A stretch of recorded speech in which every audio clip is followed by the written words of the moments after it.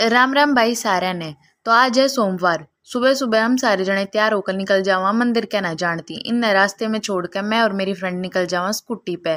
फिर भाई जो मंदिर में पहुंचे पाछा सुकून मिल रहा है वो दुनिया की किससे भी जगह और किससे भी कोने में ना है। उसके बाद हम जल चढ़ान चले जावा। हाँ, सबसे पहला नंदी महाराज पे जल चढ़ावा और आज देखो मंदिर में कितनी भीड़ है।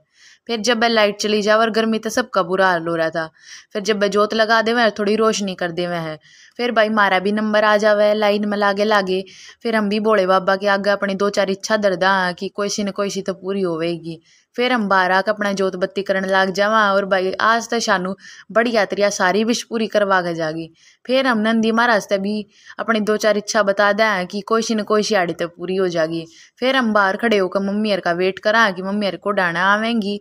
उसके बाद हम सारे जने बाहर आ जावा और दीशु न ना कि पसंद आ जाओ भाई या लाग जा अपना खरीदन में। और आर्यन न पा रही है एक आइसक्रीम और फिर भाई इनकी